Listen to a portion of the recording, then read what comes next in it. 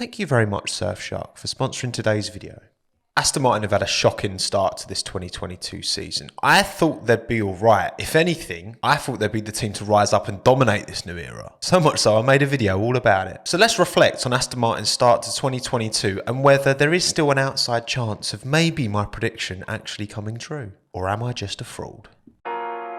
So we're 3 races now into the 23 race 2022 Formula 1 season. It's early doors, but seemingly these new regulations have done a lot to mix up the order. Ferrari are now dominating at the top. Mercedes don't look like they've got a race winning car, and you've got Haas and Alfa Romeo, who were terrible last year, now actually seemingly decent in the midfield. But arguably one of the biggest surprises of all is Aston Martin.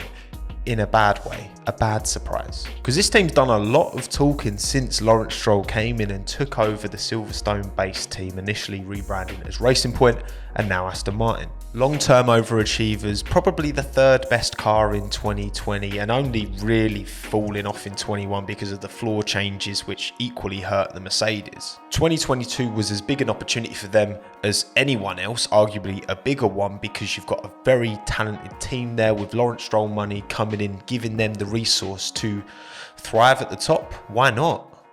Well, that's exactly what hasn't happened, at least so far. With Alex Albon snagging that P10 in Australia, I had to mention it, I'm not sorry. Aston Martin now sits stone dead last, P10 in the Constructors. Nil points for Lance, nothing for Seb, and no points for Seb's replacement for the first 2 races, Nico Hülkenberg. But that leads on to a fair point to consider, which I feel like of all the teams in Formula 1, I guess apart from maybe Red Bull, Aston Martin have been one of the most unlucky. Sebastian Vettel, their 4-time world champion, the leader of the team, the man who took what was probably the 7th quickest car last year to 2 podiums, really, managed to catch the vid. Sure, he managed decent mileage in testing, but missing the first 2 races of the season with all the practice sessions and the qualifying was inevitably going to have a negative impact on the start of Aston Martin's season. Because, you know, Nico Hülkenberg is very good. I like Nico, I'm a big fan. He's shown he can jump into an unfamiliar car and drive it quickly. Silverstone 2020, prime example.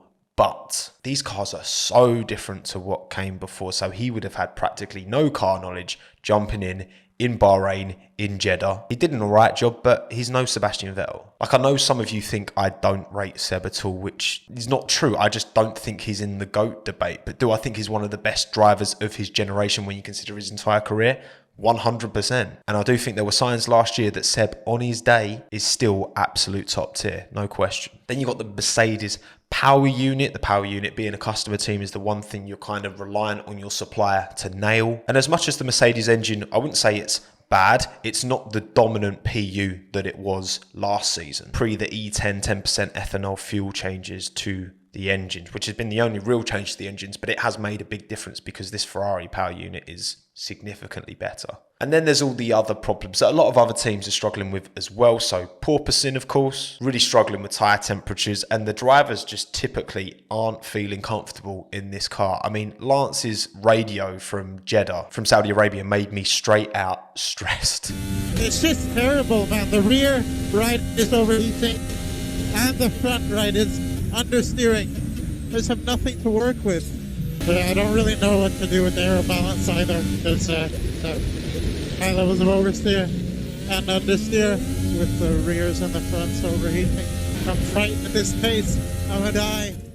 And talking of Lance, he may be a Canadian billionaire's son who's like 6 years younger than me, and maybe I am just jealous. But at least virtually, I can be a bit more like Lance. Because thanks to today's video sponsor Surfshark VPN, I can put myself digitally with my laptop or my phone anywhere in the world, including Montreal in Canada, Lance's hometown. But Tommo, why would I want to do such a thing? Well, firstly, Surfshark keeps all your online data encrypted, particularly important if you're a regular user of public Wi-Fi. And even if you don't, it's a great level of additional security and privacy, masking your IP address from any bad actors or just big companies that want to harvest your information. But then there's also the fun part, which is freedom from region lock-in, which is great for Netflix. You can access all the different Netflix catalogs from all different regions. If you're just watching in the UK, you're missing out on loads of other Netflix. It means if you go on holiday, you can still watch your regulars, or if you're sat at home, you've got a massive variety of additional content to sink your teeth into. But you know what else is region locked a lot of the time? Twitter stuff. The amount of times I've seen people post about Sky Sports F1 clips being region locked because you're not in the UK, you can't watch it. Well, with Surfshark, you can be in the UK digitally. Then you can watch Ted Kravitz mug someone off down the pit lane. Beautiful. Best of all, you only need one account to use on as many different devices as you like. Use the discount code Tommo for 83% off an annual plan, plus an extra 3 months rolled in for free, and even better, 30 days. If you don't like it, there's a money back guarantee, so no risk. You might as well give Surfshark a go, nothing to lose. Links in the description down below. So if this is where Aston Martin are sitting now, down in the dumps, not looking very good, how does that sit relative to my prediction? That Aston Martin would, and I'm quoting myself here, who I think is going to be the best team over the next decade into the new era of Formula One. For me, my pick, and the title is, of course, giving it away, is Aston Martin. Well, I did pick my words very carefully. Okay, did I say they'd dominate 2022?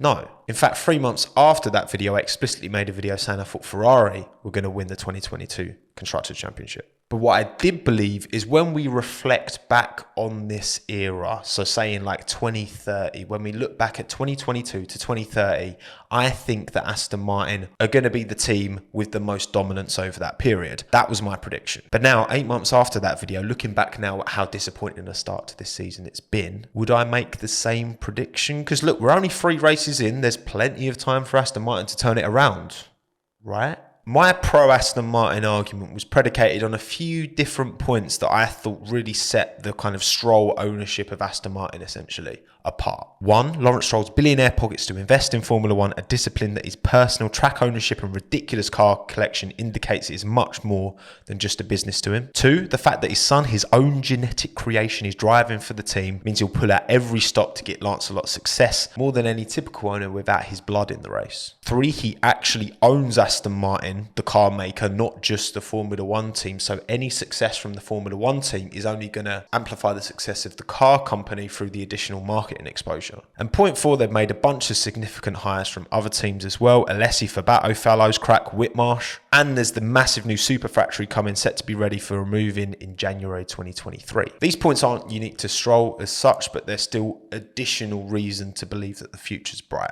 But what's changed? What are these worrying notes that are concerning me, and why did I end up actually predicting Aston Martin to be P9 when I did my season predictions, which seemed at odds for me saying that I think they're going to dominate long term? So starting with the car itself, when we first saw it, I think it looks fantastic, but I was a bit concerned that they'd gone for such a different direction to their engine supplier, being Mercedes. With the minimal Coke bottling down the side and the big louvres, I was a bit concerned about that. To be fair, that was more of a hunch because the McLaren doesn't look like the Mercedes, but they did all right in Australia anyway, not so much in Bahrain. That was a bit more of a feeling on a whim before we saw the cars, but then when we did see the cars on track, that Aston Martin is clearly pretty bad. Is it weight, tire management, downforce, power, porpoising? Look, I'm sure the team doesn't even fully understand. I don't think any of the teams, apart from seemingly Ferrari, really seem to understand their car. And Aston Martin, I would say, is really struggling more than maybe anyone. There's so many factors we don't know. I don't know. I haven't got the answers. No one's got the answers. But all we do know right now is that Aston Martin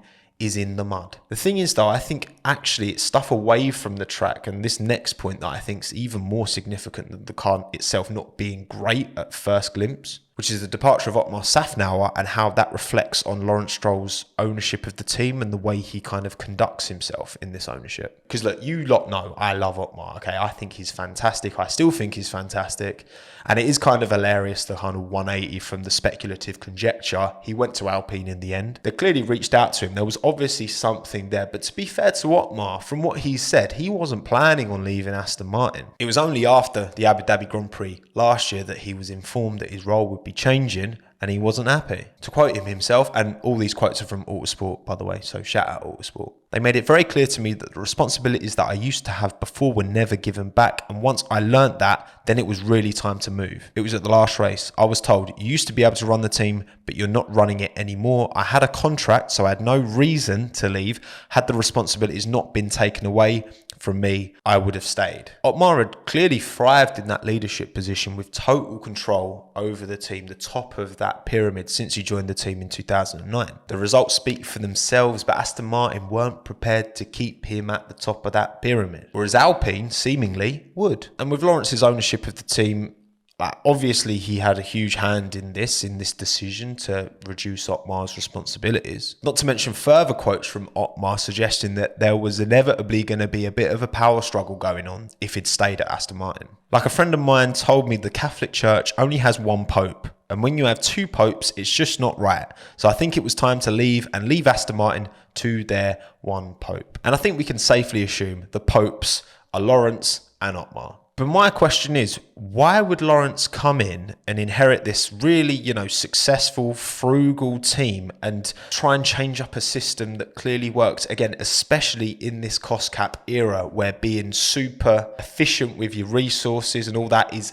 additionally important. Surely that is the ideal team to take over to succeed in the cost cap era. Not one of these big bloated Red Bulls or Mercedes or Ferraris that are used to chucking loads of money at a problem. This team knows how to do well on a shoestring with Otmar in charge. It doesn't make too much sense to me beyond just a desire for power and a desire to stick your nose in. Which, okay, he's entitled to do that. He owns the team, but is it the best recipe for success? Everybody's got an owner and everyone's got a boss. So that bit of it isn't difficult. But the owner and the boss that I had before didn't micromanage at all, completely left me to it. Vijay Mallya would come to the factory 4 days a year and I would see him at the racetrack. But 98% of the work is not done at the racetrack. It's done at the factory. That's where it really happens. Vijay was, of course, the big boss man at Force India before his own personal, financial and political difficulties, for want of a better term, forced him to offload the team. It's a shame because it was great having an Indian-owned Formula One team and those liveries were banging. But Vijay clearly knew that it was in his best interest as team owner to hire the best people for the job and then leave them to it. He's not an engineer. He's not a strategist. He's not any of those things. And neither is Lawrence. This could be a problem long term because Lawrence definitely has this authoritarian presence about him. Maybe it's just because he looks like Jon Snow. I don't know. But is that approach the most conducive to success in sport? I understand it now because, with my knowledge of the fashion industry and how that works behind the scenes, those kind of figures are quite common. Rule with an iron fist, brutal, almost kind of dictator-like is quite common in the fashion industry. But would that work at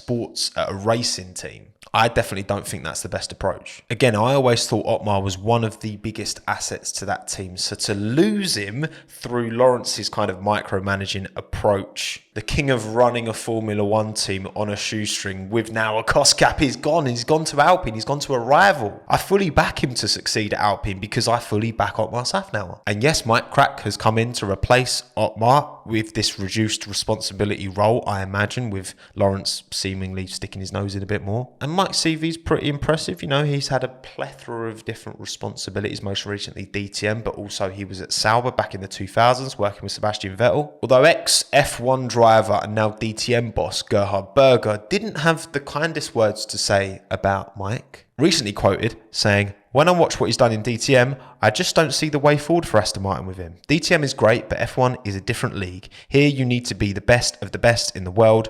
I don't see this."